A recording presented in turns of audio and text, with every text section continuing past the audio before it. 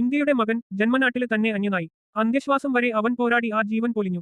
മനസാക്ഷിയുള്ള ഏതൊരു മനുഷ്യനെയും കണ്ണീരിലാഴ്ത്തുന്ന വാർത്തയാണ് ഡെറാഡൂണിൽ നിന്നും വരുന്നത്. വംശീയമായ അധിക്ഷേപങ്ങളെ ചോദ്യം ചെയ്തതിന്റെ പേരിൽ ഉപദ്രവത്തിന് ഇരയായ ത്രിപുര സ്വദേശി അഞ്ചൽ ചക്മ മരണത്തോട് പൊരുതി ഒടുവിൽ കീഴടങ്ങി. 14 ദിവസം തീവ്രപരിചരണ വിഭാഗത്തിൽ മരണത്തെ മുഖാമുഖം കണ്ട ശേഷമാണ് ആ 24-കാരൻ ഈ ലോകത്തോട് വിട പറഞ്ഞത്. പുറത്തുവന്ന മെഡിക്കൽ റിപ്പോർട്ടുകൾ അക്രമികളുടെ പൈശാചികത വെളിപ്പെടുത്തുന്നതാണ്. കേവലം വാക്കുകൾ കൊണ്ടുള്ള പരിഹാസമല്ല, മറിച്ച് വകവരുത്തതും എന്ന ഉറച്ച ലക്ഷ്യത്തോടെയായിരുന്നു ആക്രമണം. തലച്ചോറിലുണ്ടായ കടുത്ത രക്തസ്രാവവും നട്ടെല്ലിനേറ്റ മാരകമായ പരിക്കുമാണ് അഞ്ചലിന്റെ നില വഷളാക്കിയത്. ഉപദ്രവത്തിന്റെ ആഘാതത്തിൽ ശരീരത്തിന്റെ വലതുഭാഗം തളർന്നുപോയിരുന്നു. മാരകമായ ആയുധങ്ങളും ബ്രാസ് നക്കിൾസും ഉപയോഗിച്ചാണ് ആ യുവാവിന്റെ ശരീരത്തിൽ അക്രമികൾ മുറിവുകൾ തീർത്തത്. BSF ഉദ്യോഗസ്ഥനായ തരുൺ പ്രസാദ് ചക്മയുടെ മകനായ അഞ്ചൽ തന്റെ സഹോദരനോടൊപ്പം നിൽക്കുമ്പോഴാണ് ഈ ദുരന്തം.